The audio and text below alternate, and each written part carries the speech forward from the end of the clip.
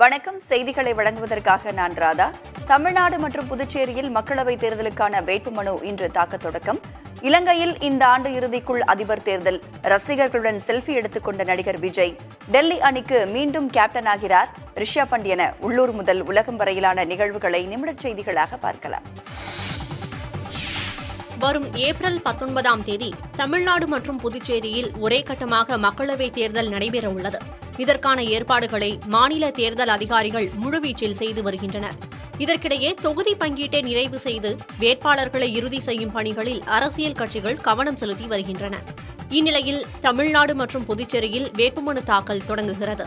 வரும் 27ஆம் தேதி வரை வேட்புமனு தாக்கல் நடைபெறும் என்றும் அந்தந்த தொகுதிகளில் உள்ள தேர்தல் நடத்தும் அலுவலர்களின் அலுவலகங்களுக்கு சென்று வேட்புமனுவை தாக்கல் செய்யலாம் என்றும் தெரிவிக்கப்பட்டுள்ளது.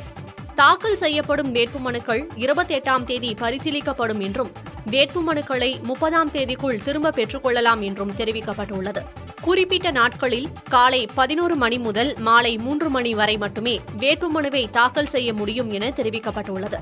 வேட்புமனு தாக்கல் செய்யும் போது தேர்தல் நடத்தும் அலுவலரின் அலுவலகத்தில் இருந்து 100 மீட்டருக்குள் 2 வாகனங்கள் மட்டுமே அனுமதிக்கப்படும் என்றும் வேட்புமனு தாக்கல் செய்ய வரும் வேட்பாளருடன் சேர்த்து 5 பேர் மட்டுமே அலுவலகத்திற்குள் அனுமதிக்கப்படுவர் என்றும் தெரிவிக்கப்பட்டுள்ளது. வேட்புமனு தாக்கல் செய்ய மாலை 3 மணிக்கு பின் வந்தால் அலுவலக வளாகத்தில் ஒருவருக்கும் அனுமதியில்லை என தெரிவிக்கப்பட்டுள்ளது. ஏப்ரல் 19ஆம் தேதி பதிவாகும் வாக்குகள் வரும் ஜூன் 4ஆம் தேதி எண்ணப்பட்டு முடிவுகள் அறிவிக்கப்பட உள்ளன. மக்களவைத் தேர்தலில் போட்டியிடும் 21 தொகுதிகளுக்கான வேட்பாளர் பட்டியலை திமுக இன்று காலை 10 மணிக்கு வெளியிடுகிறது. மக்களவைத் தேர்தலுக்கான வேட்புமனு தாக்கல் தொடங்க உள்ளதால் தமிழக அரசியல் களத்தில் அனல் பறக்க தொடங்கியுள்ளது. தமிழகத்தில் மொத்தமுள்ள 39 தொகுதிகளில் திமுக 21 தொகுதிகளில் போட்டியிடுகிறது. காங்கிரஸ் தவிர மற்ற கூட்டணி கட்சிகள் வேட்பாளர்களை அறிவித்துவிட்ட நிலையில் திமுக சார்பில் போட்டியிடும் வேட்பாளர்கள் யார் என்ற எதிர்பார்ப்பு நிலவுகிறது. இந்த சூழலில் 21 தொகுதிகளுக்கான வேட்பாளர் விவரங்களை திமுக தலைவரும் தமிழக முதலமைச்சருமான மு.க.ஸ்டாலின் இன்று காலை 10 மணிக்கு வெளியிட இருப்பதாக தெரிவிக்கப்பட்டுள்ளது. அப்போது திமுகவின் தேர்தல் அறிக்கையையும் வெளியிட இருக்கிறார். அதைத் தொடர்ந்து தமிழகம் முழுவதும் தேர்தல் பரப்புரை பயணத்தை மேற்கொள்ளவும் திட்டமிடப்பட்டிருக்கிறது. அதிமுக கூட்டணியில் இடம்பெற்றுள்ள அனைத்து கட்சிகளுடனும் இன்று ஒப்பந்தம் கையெழுத்தாகிறது. மக்களவைத் தேர்தலில் அதிமுகவுக்கு புரட்சி பாரதம் கட்சி, புதிய தமிழகம் கட்சி, எஸ்டிபிஐ உள்ளிட்ட கட்சிகள் ஆதரவளிப்பதாக அதிகாரப்பூர்வமாக தெரிவித்துள்ளன. தேமுதிகவுடன் 3 கட்ட பேச்சுவார்த்தைகள் நிறைவடைந்துள்ளன. புரட்சி பாரதம் கட்சி விழுப்புரம் அல்லது திருவள்ளூர் ஆகிய 2 தொகுதிகளில் ஒரு தொகுதியை ஒதுக்கித் தர வேண்டும் என்று கேட்டிருக்கிறது. புதிய தமிழகம் கட்சிக்கு தென் மாவட்டங்களில் உள்ள தென்காசி தொகுதி ஒதுக்கப்படும் என எதிர்பார்க்கப்படுகிறது. அதேபோல எஸ்டிபிஐக்கு மத்திய சென்னை ஒதுக்கப்படும் என எதிர்பார்க்கப்படுகிறது. தேமுதிகவை பொறுத்தவரை இன்று இறுதி பேச்சுவார்த்தைக்கு பிறகு மாலையில் ஒப்பந்தம் கையெழுத்தாக வாய்ப்பிருக்கிறது. இதனைத் தொடர்ந்து ஓரிரு நாட்களில் தொகுதிகள் இறுதி செய்யப்பட்டு வேட்பாளர்களும் அறிவிக்கப்பட உள்ளதாக அதிமுக தரப்பில் தகவல் வெளியாகியுள்ளது. கோவையில் நடைபெற்ற பிரதமர் வாகன பேரணிக்கு மாணவர்களை பயன்படுத்தியதாக அரசு உதவி பெறும் பள்ளி மீது வழக்கு பதிவு செய்யப்பட்டிருக்கும் நிலையில் மற்றொரு பள்ளியும் சர்ச்சையில் சிக்கியது. கோவையில் கடந்த 18ஆம் தேதி பிரதமரின் வாகன பேரணி நடைபெற்றது. இதில் பள்ளி மாணவர்களை ஈடுபடுத்தியதாக சாய்பாபா காலனியில் உள்ள அரசு உதவி பெறும் பள்ளி மீது வழக்கு பதிவு செய்யப்பட்டது. இந்நிலையில் பள்ளி மாணவர்களை நேரடியாக பரப்புரைக்கு பயன்படுத்திய மற்றொரு தனியார் பள்ளியும் சர்ச்சையில் சிக்கியது. கோவை வடவள்ளியில் உள்ள தனியார் பள்ளியைச் சேர்ந்த மாணவர்கள் இந்து தெய்வங்களைப் போல உடை அணிந்து கட்சி சின்னங்கள் அடங்கிய காவி நிற துணிகளை அணிந்து பாஜக தொண்டர்கள் ஏற்பாடு செய்திருந்த மேடைகளில் நிகழ்ச்சிகளை நடத்தினர். அவர்கள் தங்களின் பள்ளி பேருந்திலேயே அழைத்து வரப்பட்டதால் தேர்தல் நடத்தை விதிகள் மீறப்பட்டுள்ளதாக புகார் எழுந்தது. இது தொடர்பாக தமிழக தலைமை தேர்தல் அலுவலரிடம் திமுக அமைப்பு செயலாளர் RS பாரதி சார்பில் புகார் கடிதம் அளிக்கப்பட்டிருக்கிறது. இந்த விவகாரம் குறித்து விசாரணை நடத்தி பாஜக மீது உரிய நடவடிக்கை எடுக்குமாறு அந்த கடிதத்தில் கேட்டுக் கொள்ளப்பட்டிருக்கிறது. இதுகுறித்து கோவை மாவட்ட ஆட்சியர் கிராந்திகுமார் பாட்டியிடம் கேட்டபோது தனியார் பள்ளியிடம் விளக்கம் கேட்டுள்ளதாகவும் விளக்கம் மற்றும் விசாரணையின் அடிப்படையில் நடவடிக்கை மேற்கொள்ளப்படும் என உறுதியளித்தார். சேலம் பரப்புரைக்கு விமானப்படை ஹெலிகாப்டர்களை பயன்படுத்தியதற்காக பிரதமர் மோடி மீது நடவடிக்கை எடுக்குமாறு தேர்தல் ஆணையத்திடம் தமிழக காங்கிரஸ் கமிட்டி வலியுறுத்தியிருக்கிறது.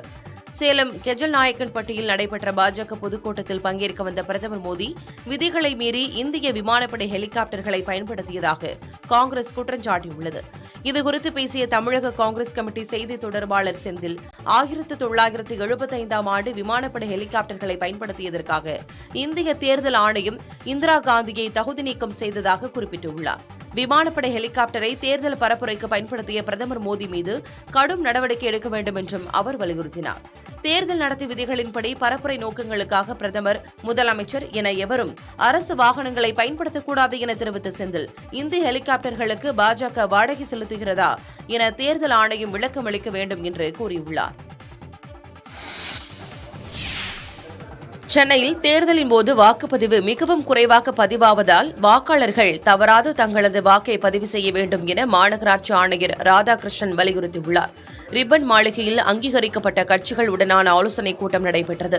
கூட்டத்திற்கு பிறகு பேசிய மாநகராட்சி ஆணையர் ராதாகிருஷ்ணன், சென்னை மாநகராட்சியில் 85 வயதிற்கு மேற்பட்ட 63,849 வாக்காளர்கள் கண்டறியப்பட்டிருப்பதாகவும் அவர்கள் வீட்டிலிருந்தே வாக்களிக்க ஏற்பாடு செய்யப்படும் எனவும் தெரிவித்தார். முதியோர்கள் வாக்குச்சாவடிக்கு வந்து வாக்களிக்க விரும்பினாலும் அதற்கான ஏற்பாடுகளும் செய்யப்படும் என்றும் கூறினார். வேலூரில் திமுக மாவட்ட பொருளாளர் அசோகன் வீடு மற்றும் அலுவலகங்களில் வருமான வரித்துறை அதிகாரிகள் சோதனை நடத்தினர்.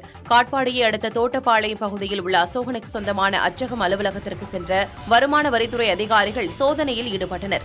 நீண்ட நேரம் நடைபெற்ற சோதனையில் அலுவலகத்தில் இருந்த கோப்புகள், ஆவணங்களை கைப்பற்றி அதிகாரிகள் ஆய்வு செய்தனர். அலுவலக ஊழியர்கள் மற்றும் அசோகனின் மகனிடம் வருமான வரித்துறை அதிகாரிகள் விசாரணை மேற்கொண்டனர். எனினும் அங்கிருந்து பணம் ஏதும் சிக்காததால் கைப்பற்றப்பட்ட வங்கி ஆவணங்கள் குறித்து விளக்கம் அசோகனுக்கு அதிகாரிகள் சம்மன் அனுப்பியுள்ளனர். சுமார் 50 ஆண்டு காலமாக திமுகவில் இருக்கும் அசோகன் வேலூர் மாநகர் மாவட்ட திமுக பொருளாளர் மற்றும் இந்து சமய அறநிலையத்துறை அறங்காவலர் குழு தலைவராகவும் செயல்பட்டு வருகிறார். அசோகன் நீர்வளத்துறை அமைச்சர் துரைமுருகனின் ஆதரவாளர் என கூறப்படுகிறது. மும்பை விமான நிலையத்தில் 100 கோடி ரூபாய் மதிப்புள்ள கொக்கைன் போதைப் பொருளை கடத்தி வந்த 2 வெளிநாட்டு பெண்கள் பிடிபட்டனர். எத்தியோப்பியாவில் இருந்து வந்த விமானத்தில் பயணித்தவர்களிடம் வருவாய் புலனாய்வுத்துறை அதிகாரிகள் சோதனை நடத்தினர். இதில் தாய்லாந்து மற்றும் இந்தோனேஷியாவைச் சேர்ந்த பெண்கள் கொண்டு வந்த பெட்டியில் மறைத்து வைக்கப்பட்டிருந்த 9.8 கிலோ கொக்கைன் போதைப் பொருள் கண்டுபிடிக்கப்பட்டது. இருவரிடம் நடத்தப்பட்ட விசாரணையில் இதில் தொடர்புடைய முக்கிய குற்றவாளி டெல்லியில் இருப்பது தெரியவந்திருக்கிறது. இதனையடுத்து டெல்லி காவல்துறைக்கு தகவல் அளிக்கப்பட்டு நைஜீரியாவைச் சேர்ந்த நபர் உட்பட 2 அங்கு கைது செய்யப்பட்டனர். இந்த போதைப் பொருள் கடத்தல் கும்பலைச் சேர்ந்தவர்கள் எத்தியோப்பியா, இலங்கை மற்றும் நைஜீரியாவிலிருந்து செயல்பட்டு வருவதாக கூறப்படுகிறது. நாடாளுமன்ற தேர்தல் அறிவிக்கப்பட்டுள்ள நிலையில் யுபிஎஸ்சி சிவில் சர்வீசஸ் முதன்மை தேர்வு ஒத்திவைக்கப்பட்டிருக்கிறது. ஐஏஎஸ், ஐபிஎஸ் உள்ளிட்ட குடிமைப் பணிகளுக்கான தேர்வுகளை மத்திய அரசு பணியாளர் தேர்வாணையம் நடத்தி வருகிறது. நடப்பாண்டில் யுபிஎஸ்சி சிவில் சர்வீசஸ் முதன்மை தேர்வு மே 26ஆம் தேதி நாடு முழுவதும் நடத்த திட்டமிடப்பட்டிருந்தது. நாடாளுமன்ற தேர்தல் தேதி அறிவிக்கப்பட்டிருக்கும் நிலையில் தேர்வு ஜூன் 16ஆம் தேதி நடத்தப்படும் என யுபிஎஸ்சி அறிவித்திருக்கிறது. நாடாளுமன்ற தேர்தல் ஏப்ரல் 19ஆம் தேதி தொடங்கி ஜூன் 1ஆம் தேதி வரை 7 கட்டங்களாக நடத்தப்பட உள்ளன. ஜூன் 4ஆம் தேதி வாக்கு எண்ணிக்கை நடைபெறுகிறது.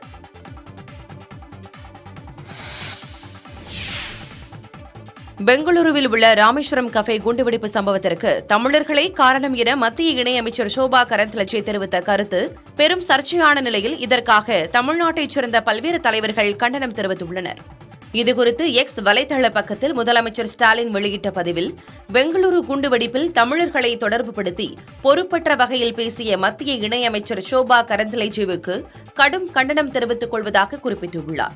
பாஜகவின் இந்த பிளவுவாத போக்கை தமிழர்களும் கன்னடர்களும் ஏற்க மாட்டார்கள் என தெரிவித்துள்ள முதலமைச்சர் ஸ்டாலின், பிரதமரிலிருந்து தொண்டர்கள் வரை பாஜகவில் உள்ள அனைவரும் பிரிவினை அரசியல் செய்வதை நிறுத்திக் கொள்ள வேண்டும் என கேட்டுக் கொண்டார்.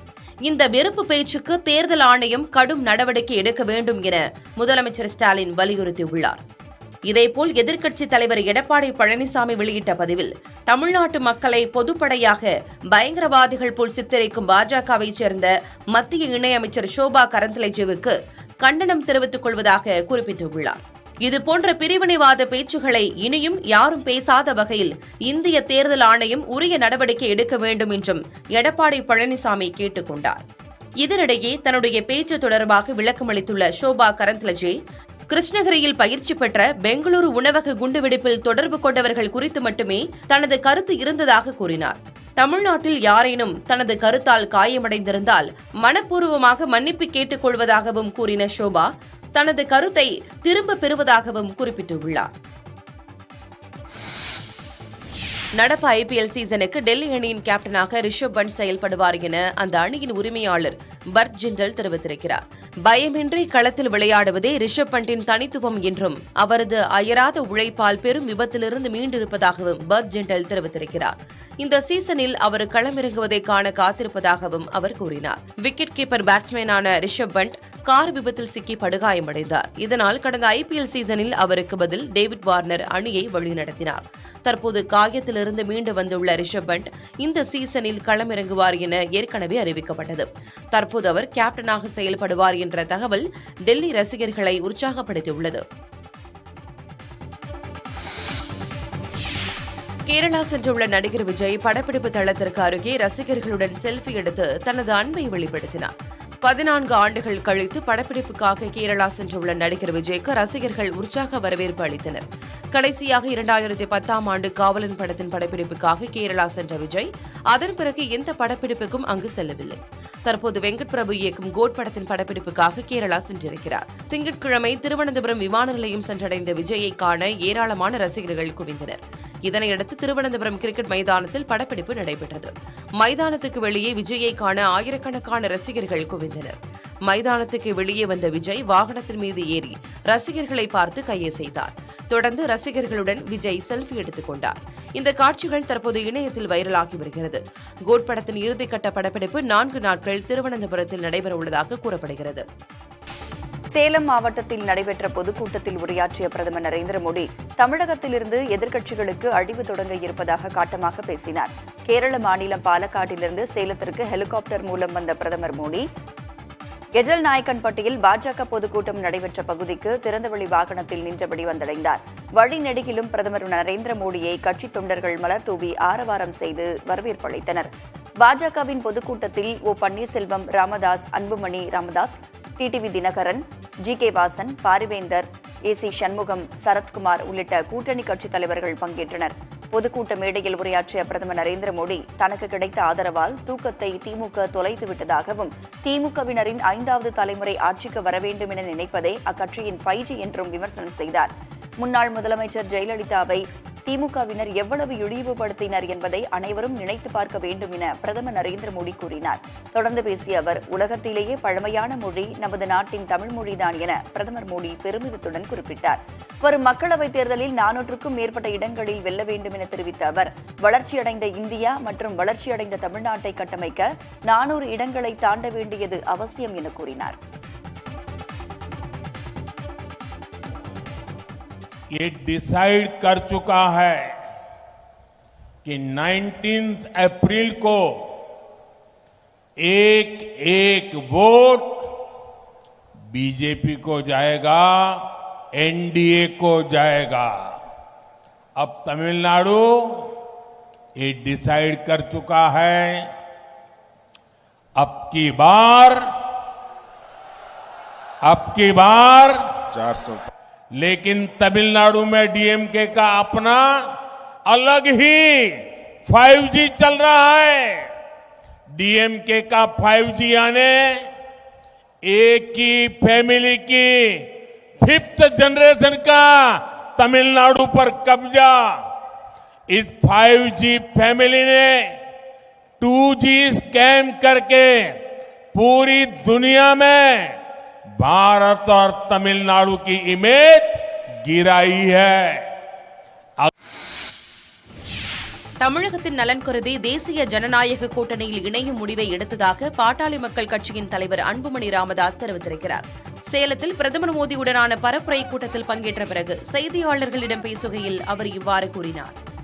பாட்டாளி மக்கள் கட்சி இன்று காலை தேசிய ஜனநாயக கூட்டணியில் தமிழ்நாட்டிலே இணைந்திருக்கிறது.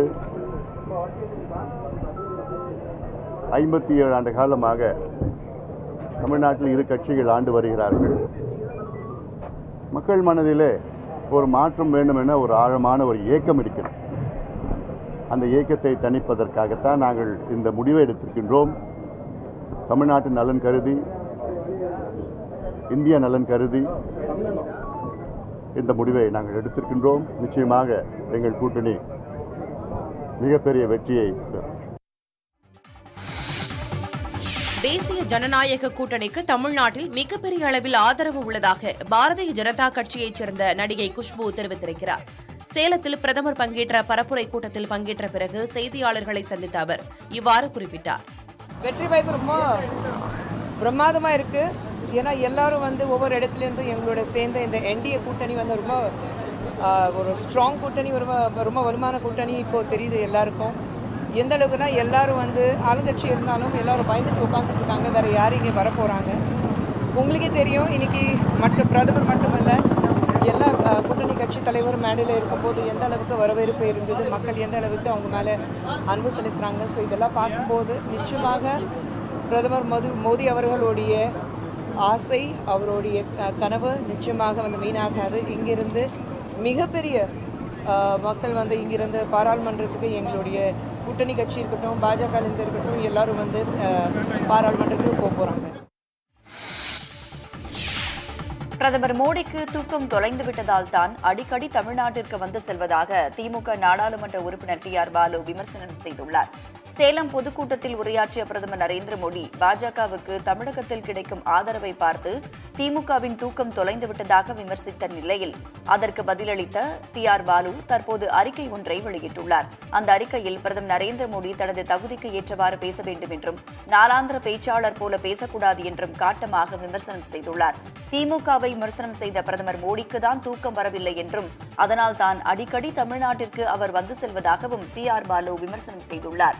2G பற்றி பேசிய பிரதமர் மோடி 5 லட்சம் கோடி ரூபாய்க்கு ஏலம் போக வேண்டிய 5G அலைக்கற்றை 1.5 லட்சம் ரூபாய்க்கு ஏலம் போனது குறித்தும் மீதமான பணம் யார் பாக்கெட்டிற்கு சென்றது என்பது குறித்தும் பதில் சொல்ல வேண்டும் என கூறினார். 400 தொகுதிகளில் வெல்லப்போவதாக கூறுபவர் இப்படி தரம் தாழ்ந்து பேச மாட்டார் என சாடிய TR பாலு 10 ஆண்டுகால அழிவு ஆட்சியில் இருந்து விடுதலை பெற இந்தியா கூட்டணிக்கு வாக்களிக்க மக்கள் தயாராகிவிட்டதாக குறிப்பிட்டுள்ளார். மக்களவைத் தேர்தலில் எந்த கட்சியுடன் கூட்டணி அமைக்கப் போகிறது என்பது ஓரிரு நாட்களில் அறிவிக்கப்படும் என தேமுதிக பொதுச் செயலாளர் பிரேமலதா விஜயகாந்த் தெரிவித்துள்ளார். இன்றையிலிருந்து நம்ம விருப்ப மனு கொடுக்க ஆரம்பிச்சிருக்கிறோம். இன்றைக்கும் நாளைக்கும் விருப்ப மனு தரப்படும். நாளை மறுநாள் விருப்ப மனு கொடுத்தவர்கள் அத்தனை பேருக்கும் இங்கே நேர்காணல் நடக்க இருக்கிறது. இன்னும் ஓரிரு நாளில் உங்கள் அனைவருக்குமே ஒரு நல்ல அறிவிப்பை நாங்கள் தர இருக்கிறோம். யாருடன் கூட்டணி, எத்தனை சீட்டு, எந்த தொகுதி, யார் வேட்பாளர் அப்படின்றது எல்லாம் உங்களுக்கு அடுத்தடுத்து நாங்கள் அறிவிக்க இருக்கிறோம்.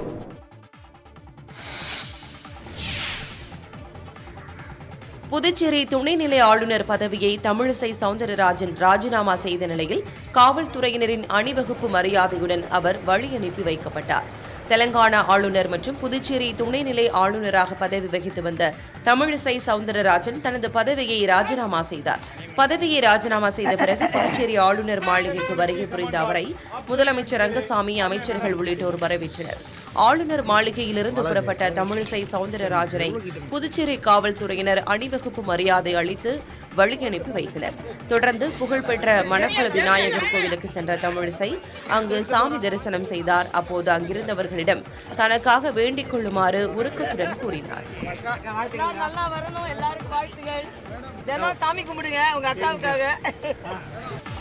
கேரள விசைப்படகு மீனவர்கள் அத்துமீறி தமிழக எல்லைப் பகுதிகளில் மீன்பிடித்து வருவதை கண்டித்து தூத்துக்குடி விசைப்படகு மீனவர்கள் கடலுக்கு மீன்பிடிக்க செல்லவில்லை. இதனால் 2 கோடி ரூபாய்க்கு மேல் வர்த்தகம் பாதிக்கப்பட்டது. தூத்துக்குடி மாவட்டத்தைச் சேர்ந்த மணப்பாடு, காயல்பட்டினம், திருச்செந்தூர் பகுதி விசைப்படகு மீனவர்கள் ஆழ்கடலில் தங்கி மீன்பிடித்து வருகின்றனர். இந்நிலையில் கேரள மாநில மீனவர்கள் இரவு நேரங்களில் தமிழக எல்லைப் பகுதிகளில் அத்துமீறி நுழைத்து மீன்பிடிப்பதால் தங்களது மீன்பிடி தொழில் பாதிக்கப்படுவதாக தமிழக மீனவர்கள் புகார் தெரிவித்துள்ளனர். கேரள மீனவர்கள் தமிழக பகுதியில் மீன்பிடிப்பதை தடுக்க வலியுறுத்தி தூத்துக்குடியில் 280க்கும் மேற்பட்ட விசைப்படகு உரிமையாளர்கள் மற்றும் தொழிலாளர்கள் வேலை நிறுத்தத்தில் ஈடுபட்டனர். தமிழக மீன்வளத்துறை அமைச்சர் அனிதா ராதாகிருஷ்ணன் இந்த பிரச்சினையில் தலையிட்டு நடவடிக்கை எடுக்கவும் மீனவர்கள் வலியுறுத்தியுள்ளனர். குணா குகையை மையமாக வைத்து எடுக்கப்பட்ட மஞ்சுமல் பாய்ஸ் படம் உலகமெங்கும் 200 கோடி ரூபாய்க்கு மேல் வசூலித்து சாதனை படைத்திருக்கிறது. மலையாள சினிமா உலகில் 200 கோடி ரூபாய் வசூல் செய்த முதல் படம் என்ற பெருமையை மஞ்சுமல் பாய்ஸ் பெற்றிருக்கிறது. பிப்ரவரி 22ஆம் தேதி படம் வெளியான நிலையில் 26 நாட்களில் 200 கோடி ரூபாயை இந்த படம் வாரி குவித்திருக்கிறது. முக்கியமாக தமிழகத்தில் மட்டும் இந்த படம் 52 கோடிக்கு மேல் வசூல் செய்திருக்கிறது. உண்மை சம்பவத்தின் அடிப்படையில் எடுக்கப்பட்ட இந்த படம் தமிழக மக்களால் பெரிதும் கொண்டாடப்பட்டது. நட்பு மற்றும் மனித நேயத்தையும் முன்னிறுத்தி எடுக்கப்பட்ட மஞ்சுமல் பாய்ஸ் வெற்றிக்கு குணா படத்தின் கண்மணி அன்போடு காதலின் பாடலும் ஒரு காரணமாக பார்க்கப்படுகிறது. மத்தியில் ஆட்சி மாற்றத்தை நிகழ்த்தி காட்டிட அனைவரும் ஒத்துழைப்பை நல்க வேண்டும் என கூட்டணி கட்சிகளை முதலமைச்சர் ஸ்டாலின் கேட்டுக் கொண்டுள்ளார். ஒன்றுபட்டு நிற்போம், வென்று காட்டியே தீருவோம் என்ற தலைப்பில் அவர் வெளியிட்ட அறிக்கையில் இந்தியாவின் பன்முகத்தன்மையை காக்கவும், மதவெறி சக்திகளை வீழ்த்தவும், ஜனநாயகத்தை மீட்டெடுக்கவும் இந்தியா கூட்டணியை வெற்றி பெறச் செய்ய திமுகவுடன் இணைந்துள்ள தோழமை கட்சிகளை வரவேற்பதாக குறிப்பிட்டுள்ளார்.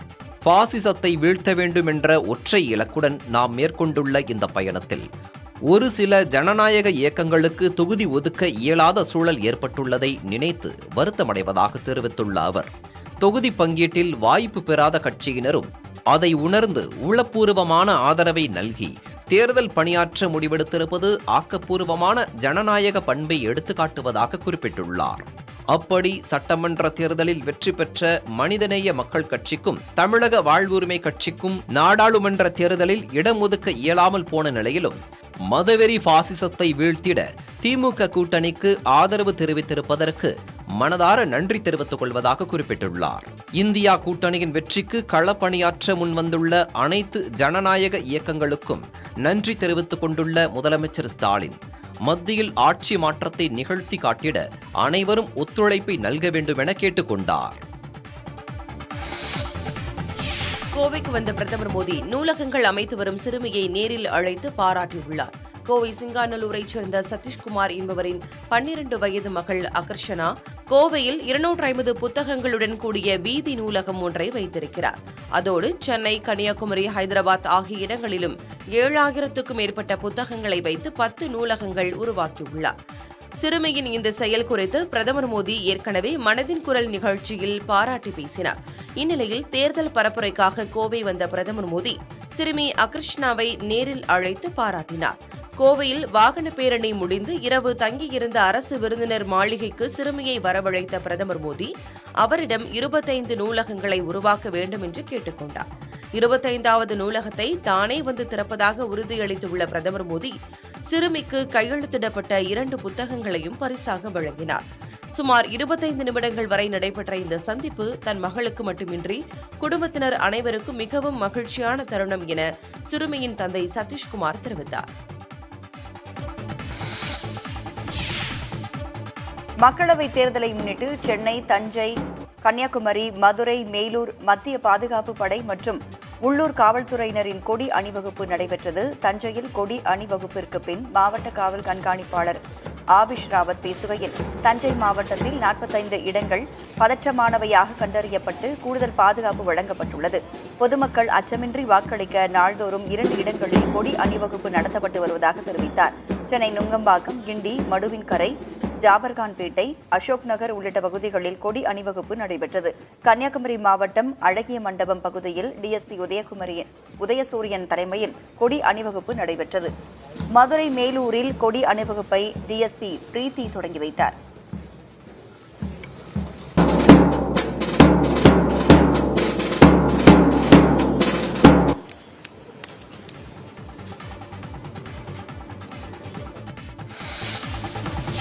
காவிரி வைகை குண்டாறு இணைப்பு திட்டத்துக்கு எதிரான கர்நாடக அரசின் வழக்கில் 6 வாரத்தில் அனைத்து தரப்பும் ஆவணங்களை தாக்கல் செய்ய உச்சநீதிமன்றம் உத்தரவிட்டுள்ளது. காவிரி வைகை குண்டாறு இணைப்பு திட்டத்துக்கு எதிராக உச்சநீதிமன்றத்தில் கர்நாடக அரசு தாக்கல் செய்த மனுவில் இணைப்பு திட்டத்திற்கு அனுமதி அளிக்கப்பட்டால் கர்நாடகா பாதிக்கப்படும் என்றும், விழிக்குண்டலு வரையிலான 284.75 டிஎம்சி தண்ணீரும் 483 டிஎம்சி உபரி நீரையும் காவிரி நீர் என அறிவிக்க வேண்டும் என்றும் தெரிவித்துள்ளது. எனவே இந்த திட்டத்துக்கு இடைக்கால தடை விதிக்க வேண்டும் என கோரியிருந்த நிலையில் மனுவை விசாரித்த உச்சநீதிமன்றம் திட்டத்திற்கு இடைக்கால தடை விதிக்க முடியாது எனவும் இது தொடர்பாக கூடுதல் ஆவணங்களை தாக்கல் செய்ய கர்நாடகா மற்றும் தமிழ்நாடு அரசுக்கு உத்தரவிட்டிருந்தது.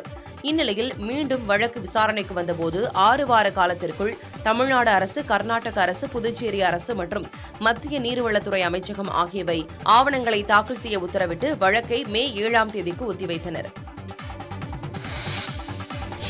மதுரையில் பிரசித்தி பெற்ற அழகர் கோவில் கள்ளழகர் கோயிலில் சித்திரை திருவிழா ஏப்ரல் 19ஆம் தேதி தொடங்குகிறது. முக்கிய நிகழ்வான கள்ளழகர் வைகை ஆற்றில் எழுந்தருளும் வைபவம் 23ஆம் தேதி நடைபெறுகிறது.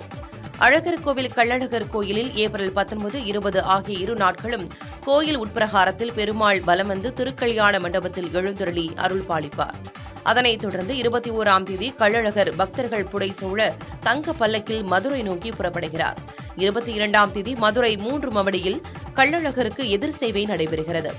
முக்கிய நிகழ்வான கள்ளழகர் வைகை ஆற்றில் தங்க குதிரை வாகனத்தில் எழுந்தருளும் வைபவம் 23ஆம் தேதி காலை 5:51 மணி முதல் 6:10 மணிக்குள் நடைபெறுகிறது. பின் ராமராயர் மண்டபத்தில் தண்ணீர் பீச்சு அடித்தல் நிகழ்வும் நடைபெறும். 24ஆம் தேதி கருட வாகனத்தில் எழுந்தருளி மண்டக முனிவருக்கு சாப விமோச்சனம் அளித்தல் நடைபெறுகிறது. விழாக்கள் நிறைவடைந்த பிறகு 27ஆம் தேதி அழகர் மலைக்கு கள்ளழகர் திரும்புகிறார். விழா ஏற்பாடுகளை கோயில் துணை ஆணையர் கலைவாணன் தலைமையில் பணியாளர்கள் மேற்கொண்டு வருகின்றனர்.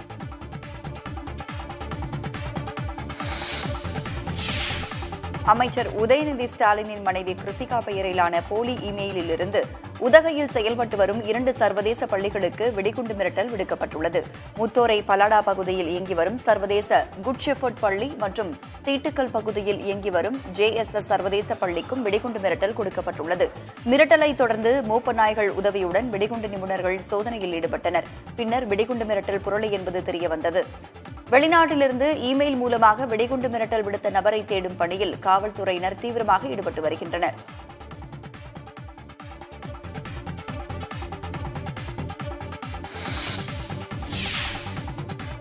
இலங்கையில் இந்த ஆண்டு இறுதிக்குள் அதிபர் தேர்தல் நடத்தப்படும் என்று பிரதமர் ரணில் விக்ரமசிங்கே அறிவித்துள்ளார். அடுத்த அதிபரை தேர்ந்தெடுப்பதற்கான தேர்தலை வரும் செப்டம்பர் மாதத்திற்குள் தேர்தல் ஆணையம் அறிவிக்க வேண்டும். தற்போதுள்ள நாடாளுமன்றத்தின் ஆயுட்காலம் 2025 தான் முடிகிறது என்பதால் அந்த ஆண்டில்தான் புதிய நாடாளுமன்றத்தை தேர்ந்தெடுப்பதற்கான தேர்தல் நடத்தப்பட வேண்டும். ஆனால் பிரதமர் விரும்பினால் முன்கூட்டியே நாடாளுமன்றத்தை கலைத்துவிட்டு தேர்தலை நடத்தலாம் என்ற நிலையில் அதிபர் தேர்தலுடன் சேர்த்து நாடாளுமன்ற தேர்தலும் நடத்தப்படும் என்று தகவல்கள் வெளியாகியுள்ளன. அதற்கு முற்றுப்புள்ளி வைக்கும் வகையில் இந்த ஆண்டில் அதிபர் தேர்தல் மட்டுமே நடைபெறும் என்று ரணில் விக்ரமசிங்கே அறிவித்துள்ளார்.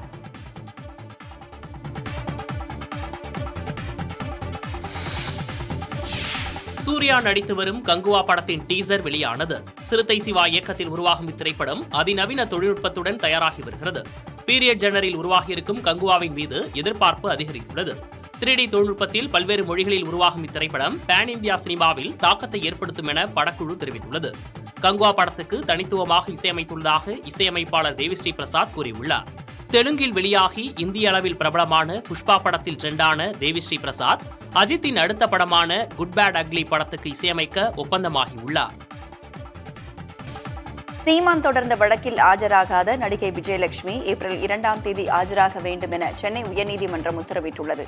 தன்னை திருமணம் செய்து கொள்வதாக கூறி மோசடி செய்ததாக நாம் தமிழர் கட்சி ஒருங்கிணைப்பாளர் சீமானுக்கு எதிராக கடந்த 2011ஆம் ஆண்டு வளசர்வாக்கம் காவல்துறையினரிடம் நடிகை விஜயலட்சுமி புகார் அளித்திருந்தார். இதனையடுத்து இந்த புகாரின் அடிப்படையில் தனக்கு எதிராக பதியப்பட்ட வழக்கை ரத்து செய்ய கோரி சென்னை உயர்நீதிமன்றத்தில் சீமான் மனு தாக்கல் செய்தார். இந்த வழக்கு கடந்த 5ஆம் தேதிக்கு விசாரணைக்கு வந்தபோது விஜயலட்சுமியை ஆஜராகும்படி நீதிபதி உத்தரவு பிறப்பித்திருந்தார். இந்த வழக்கு நீதிபதி N. ஆனந்த் வெங்கடேஷ் முன்பு மீண்டும் நேற்று விசாரணைக்கு வந்தது. அப்போது பெங்களூருவில் வசித்து வரும் நடிகை விஜயலட்சுமிக்கு நீதிமன்றத்தில் ஆஜராகும்படி நோட்டீஸ் அனுப்பப்பட்டதாகவும் அதற்கு அவர் எந்த பதிலும் அளிக்கவில்லை என்றும் காவல்துறை தரப்பில் தெரிவிக்கப்பட்டுள்ளது. இதனையடுத்து நீதிமன்றத்தில் ஆஜராக விரும்பாவிட்டால் இந்த மனுவை ஏன் நிலுவையில் வைத்திருக்க வேண்டும் என கேள்வி எழுப்பிய நீதிபதி விசாரணையை ஏப்ரல் 2ஆம் தேதிக்கு ஒத்திவைத்தார். அன்றைய தினம் நேரிலோ அல்லது காணொலி காட்சி மூலமாகவோ விஜயலட்சுமி ஆஜராக வேண்டும் என உத்தரவு பிறப்பிக்கப்பட்டுள்ளது.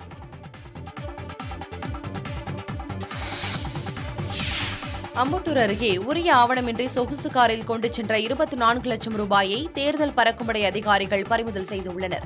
தமிழகத்தின் பல்வேறு பகுதிகளிலும் தேர்தல் பறக்கும் படையினர் தீவிரமாக வாகன சோதனையில் ஈடுபட்டு வருகின்றனர். சென்னை கொரட்டூர் கெனல் சாலை பகுதியில் சொகுசு கார் ஒன்றை மடக்கி தேர்தல் தணிக்கை குழு அதிகாரிகள் சோதனை நடத்தினர். அப்போது 24,32,000 ரூபாய் பறிமுதல் செய்யப்பட்டது. உரிய ஆவணங்கள் இல்லாததால் அம்பத்தூர் வட்டாட்சியர் தலைமையில் அம்பத்தூர் மண்டல அதிகாரிகள் முன்னிலையில் கருவூலத்தில் ஒப்படைத்தனர். பெரம்பலூர் அருகே கீழப்புலியூர் கிராம சாலையில் உரிய ஆவணங்களின்றி கொண்டு செல்லப்பட்ட 2 லட்சம் ரூபாயை தேர்தல் பறக்கும் படையினர் பறிமுதல் செய்தனர். ராஜபாளையத்தில் தேர்தல் பறக்கும் படையினர் நடத்திய சோதனையின் போது ஆவணத்தில் இருந்த தவறு காரணமாக ஏடிஎம் மையத்திற்கு கொண்டு செல்லப்பட்ட 8 லட்சம் ரூபாய் பறிமுதல் செய்யப்பட்டது. விழுப்புரம் மாவட்டம் அரக்கண்டநல்லூர் அருகே தேவனூர் கூட்டுச்சாலையில் இருசக்கர வாகனத்தில் உரிய ஆவணங்கள் இன்றி எடுத்துச் செல்லப்பட்ட 13,20,000 ரூபாயை தேர்தல் கண்காணிப்பு குழு பறிமுதல் செய்தது.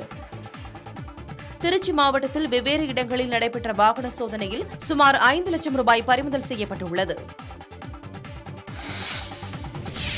தூத்துக்குடியில் பணிக்கு சென்ற தூய்மை பணியாளரை படுகொலை செய்துவிட்டு தப்பி ஓடிய நபரை காவல்துறையினர் தேடி வருகின்றனர். முக்காணி அருகே உள்ள மஞ்சநீர் காயல் பகுதியைச் சேர்ந்த கனகா மாநகராட்சியில் ஒப்பந்த அடிப்படையில் தூய்மை பணியாளராக வேலை பார்த்து வந்துள்ளார். இந்நிலையில் தனியார் பேருந்து மூலம் பணிக்கு சென்ற கனகா தூத்துக்குடி திருச்செந்தூர் சாலையில் உள்ள கல்லூரி பேருந்து நிறுத்தத்தில் இறங்கிய போது ஒரு நபர் தனது கையில் வைத்திருந்த அரிவாளால் கொடூரமாக அவரை வெட்டிவிட்டு தப்பினார். இதையடுத்து கனகாவை 108 ஆம்புலன்ஸ் மூலம் மருத்துவமனைக்கு கொண்டு செல்லும்போது அவர் பரிதாபமாக உயிரிழந்தார். இதையடுத்து காவல்துறையினர் வழக்கு பதிவு செய்து கொலை சம்பவத்தில் ஈடுபட்ட நபரை தேடி வருகின்றனர். தூத்துக்குடியில் ஒரே வாரத்தில் 2 பெண்கள் பேருந்து நிறுத்தத்தில் வைத்து வெட்டி படுகொலை செய்யப்பட்டது அனைவரையும் அச்சத்தில் ஆழ்த்தியிருக்கிறது. வெளிநாட்டில் உயிரிழந்தவர் உடலை தாயகம் கொண்டுவர நடவடிக்கை எடுக்கக் கோரி உயிரிழந்தவரின் மனைவி மதுரை ஆட்சியர் அலுவலகத்தில் மனு அளித்திருக்கிறார். மதுரை மாவட்டம் மேலூர் அருகே சின்ன கொட்டாம்பட்டி பகுதியைச் சேர்ந்த வீரதேவன் என்பவர் கடந்த 8 மாதங்களுக்கு முன் முகவரிடம் பணம் தந்து ஆர்மேனிய நாட்டிற்கு வேலைக்கு சென்றுள்ளார். இந்நிலையில் வீரதேவனுடன் தங்கியிருந்தவர்கள் அவரது மனைவி லட்சுமியை செல்போனில் தொடர்பு கொண்டு வீரதேவன் உடல்நிலை சரியில்லாமல் இறந்துவிட்டதாகவும் அவரது உடலை சொந்த ஊருக்கு அனுப்ப 5 லட்சம் ரூபாய் வரை செலவாகும் என்றும் கூறினர். இதையடுத்து லட்சுமி உறவினர்களுடன் மதுரை ஆட்சியர் அலுவலகத்திற்கு வந்து தனது கணவரின் உடலை சொந்த ஊருக்கு கொண்டுவர நடவடிக்கை எடுக்க கோரி மனு அளித்தார்.